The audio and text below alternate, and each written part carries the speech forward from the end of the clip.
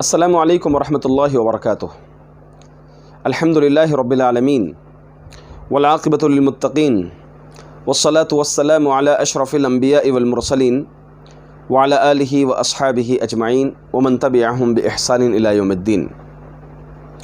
قال اللہ تعالی فاعوذ باللہ من الشیطان الرجیم منہا خلقناکم وفیہا نعیدکم ومنہا نخرجکم تارۃ اخری۔ عزیز حاضرین، آج کا ہمارا عنوان ہے میت کو جلانے کا حکم، اور خاص طور سے اس وبا میں کچھ مسلمانوں کا، مفکرین کا یہ تصور ہے کہ مردے کو جلا سکتے ہیں، کیونکہ مردے کو اس طرح چھوڑنے سے، زندہ درگور کرنے سے مردے کو قبر کے اندر وبا پھیلنے کا اندیشہ ہے۔ تو یہ سوچتے ہوئے کچھ لوگ جو ہے جلانے کا حکم دیتے ہیں۔ دوسرا ناحیہ یہ موضوع اختیار کرنے کا کہ کئی مسلمان اپنی ہم وطنی کا ثبوت دینے کے لیے کافر مردوں کو جلاتے ہیں، یہ بات سامنے لا کر کے کہ ان کے پاس، ان کے عقیدے میں جلانا ہی ہے، مسلمانوں میں دفن کرنا ہے۔ چلیے ہم آج اس کو شرعی ناحیے سے دیکھیں گے کہ کیا چاہے وہ مردہ میت کافر ہو، چاہے وہ مسلمان ہو، اس کو جلانا کیسا ہے۔ ہاں، یہ بات اگر ہمارے اختیار میں ہو تو اس ناحیے سے ہم شرعی نقطہ نظر کو دیکھیں گے۔ میں نے قرآن کریم کی آیت پڑھی، اللہ تعالیٰ فرماتے ہیں منہا خلقناکم وفیہا نعیدکم ومنہا نخرجکم تارۃ اخری۔ اسی سے، یعنی مٹی سے، زمین سے ہی ہم نے تمہیں پیدا کیا، اور اسی میں تم کو لوٹائیں گے۔ ومنہا نخرجکم تارۃ اخری، اور اسی سے دوبارہ ہم تمہیں نکالیں گے۔ تو معلوم یہ ہوا کہ زمین سے ہی، زمین کی مٹی سے ہی انسانوں کو پیدا کیا گیا ہے، اور اسی میں ہی دفن کیا جائے گا، اور اسی سے کل قیامت کے دن نکالا جائے گا۔ ایک دوسری جگہ اللہ تعالیٰ فرماتے ہیں الم نجعل الارض کفاتا، کہ کیا ہم نے زمین کو سمیٹنے والی نہیں بنایا؟ تو معلوم ہوا زمین کا کام ہے سمیٹنا، مرنے کے بعد قبر کے اندر ڈال دیا جاتا ہے، کیونکہ زمین جو ہے مردے کو سمیٹ لیتی ہے۔ اسی طرح سے فطری اعتبار سے بھی اگر دیکھیں تو دفنانا ہی فطرت ہے۔ کیسے؟ آدم علیہ السلام کے دو بیٹوں میں سے ایک بیٹے نے دوسرے کو قتل کر دیا، قابل نے حابل کو مار ڈالا تھا۔ مار ڈالنے کے بعد قاتل کو سمجھ نہیں آ رہا تھا کہ اس مردے کا، اس میت کا کیا کریں، چنانچہ یہ ہوا فبعث اللہ غرابا یبحث فی الارض لیریہ کیف یواری سوءۃ اخیہ۔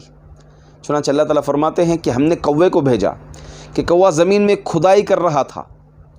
اب اس کے بھائی قاتل نے دیکھا کہ کوا کھدائی کر رہا ہے، اس کو یہ بات سمجھ میں آئی کہ زمین سے ہم کھود کر کے، قبر بنا کر کے اپنے بھائی کو دفنا سکتے ہیں۔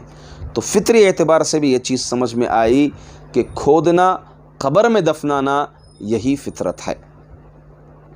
اسی طرح اگر کافر کی لاش ہو، کافر میت ہو، کافر کا جنازہ ہو، تو ایسے عالم میں مسلمان کے اختیار میں ہے، تو ایسی صورت میں بھی دفنانا ہی چاہیے۔ اس کی دلیل کیا ہے؟ اب دیکھیں، حضرت ابو طالب کی وفات ہوئی تو حضرت علی رضی اللہ تعالیٰ عنہ، بیٹے، خود ابو طالب کے بیٹے حضرت علی رضی اللہ تعالیٰ عنہ مسلمان آئے، اللہ کے رسول صلی اللہ علیہ وسلم کے پاس آ کر کے کہا ان عمک الضال، ان عمک الشیخ الضال قد مات۔ قال رسول اللہ صلی اللہ علیہ وسلم اذهب فواری اباک ثم لا تحدثن شيئا حتى تأتينی۔ حضرت علی رضی اللہ تعالیٰ عنہ آئے، آ کر کے کہا کہ تمہارے بوڑھے گمراہ چچا وفات پا چکے ہیں، مر گئے ہیں۔ تو اللہ کے رسول صلی اللہ علیہ وسلم نے کہا کہ جاؤ اپنے باپ کو دفناؤ اور اس کے علاوہ کچھ اور نہ کرنا یہاں تک کہ تم میرے پاس آ جاؤ۔ تو حضرت علی رضی اللہ تعالیٰ عنہ اپنے باپ کو دفنا کر کے اللہ کے رسول صلی اللہ علیہ وسلم کے پاس آئے، تو اللہ کے رسول صلی اللہ علیہ وسلم نے غسل کرنے کو کہا اور حضرت علی رضی اللہ تعالیٰ عنہ کے حق میں دعائی کلمات کہے۔ تو معلوم یہ ہوا اگر کافر کا بھی جنازہ ہو، کافر کی بھی موت ہو جائے، مسلمان کے اختیار میں ہو، تو اس کو دفنایا جائے گا، جلایا نہیں جائے گا۔ اسی طرح سے ایک عالمی جنگ ہوئی، ایک اسلام کی پہلی جنگ ہوئی بدر کے نام سے، مقام بدر پر۔ تو وہاں پر مسلمانوں کو کامیابی ملی، تقریباً کافر جو مر گئے تھے ان کافروں کو اللہ کے رسول صلی اللہ علیہ وسلم نے ایک کنویں میں ڈال دیا۔ تو یہ بھی اس بات کی دلیل ہے، اللہ کے رسول صلی اللہ علیہ وسلم کا عمل خود اس بات کی دلیل ہے کہ کافر کو بھی زمین کے اندر ڈالا جائے گا۔ اگر جلانا جائز ہوتا تو اللہ کے رسول صلی اللہ علیہ وسلم جلاتے تھے، مگر اللہ کے رسول صلی اللہ علیہ وسلم نے نہیں جلایا۔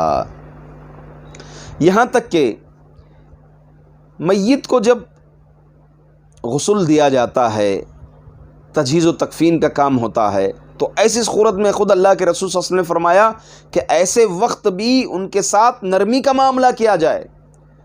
ان کو غسل دیتے وقت ہم اتنی سختی نہ کریں کہ ان کی ہڈی کوئی ٹوٹ جائے، ان پہ چوٹ لگے ان کو۔ گویا ماں عائشہ رضی اللہ تعالیٰ عنہ فرماتی ہیں، حدیث میں اللہ کے رسول صلی اللہ علیہ وسلم نے فرمایا کسر عظم المیت ککسرہ حیا، میت کے ہڈی کو توڑنا ہی گویا اس کو زندہ ہڈی توڑنے کے برابر ہے۔ زندے آدمی کو جس طرح ہڈی توڑا جاتا ہے اسی کے برابر ہے۔ تو معلوم ہوا کہ گویا مردے کو جلانا گویا زندے کو جلانے کے برابر ہے، اس حدیث سے اگر استدلال کرتے ہوئے دیکھیں تو۔ اب معاملہ یہ ہے کہ ان کے پاس جلانا ہے۔ دیکھو میرے بھائی، آپ ذہن میں رکھ لیجئے یہ بات، وَتَعَاوَنُوا، قرآن کریم ہمیں ایک اصول دیتا ہے، وَتَعَاوَنُوا عَلَى الْبِرِّ وَالتَّقْوَى وَلَا تَعَاوَنُوا عَلَى الْإِثْمِ وَالْعُدْوَانِ، تم نیک کام میں، خیر کے کام میں ایک دوسرے کی مدد کرو، شر کے کاموں میں، گناہ کے کاموں میں تم ایک دوسرے کی مدد مت کرو۔ جلانا یہ بہت فاسد عقیدہ ہے۔ کیوں جلایا جاتا ہے؟ تاکہ جو ہے وہ اس ہستی سے دور ہو جائیں، اس کو پھر دوبارہ نہ پیدا کیا جائے۔ اس عقیدے کے ساتھ مردے کو جلایا جاتا ہے، بڑا ہی فاسد عقیدہ ہے اس میں۔ اگر ہم بھی جلائیں گے تو گویا ہم بھی اس عقیدے کے عملی طور پر قائل ہو گئے۔ ہم نے عملی جامہ پہنایا، حتیٰ کہ جہاں جلایا جاتا ہے اگر ہمارا کافر دوست بھی ہو تو اس قبرستان میں یا اس شمشان گھاٹ میں شریک ہونا بھی جائز نہیں ہے، کیونکہ اس عقیدے کی بیس پر ہم گویا مدد کر دیے۔ میرے بھائیوں، یہ وبا ہیں، اگر ہمارے اختیار میں آئے، چاہے کافر ہو چاہے مسلمان ہو، تو اس کے جسم کو جلانا یہ شریعت ہمیں قطعاً کسی بھی اعتبار سے اجازت نہیں دیتی۔ لہٰذا ہمیں اس بات کو سمجھنا ہے۔ انشاءاللہ العزیز اگلے ایک ایپیسوڈ میں اس سلسلے میں ایک دلیل ہے، اس دلیل کو ذکر کر کے میں اس کے جوابات آپ کے سامنے پیش کروں گا۔ اللہ تعالیٰ سے دعا ہے کہ اللہ تعالیٰ ہمیں صحیح اسلام کو سمجھنے کی توفیق عطا فرمائے۔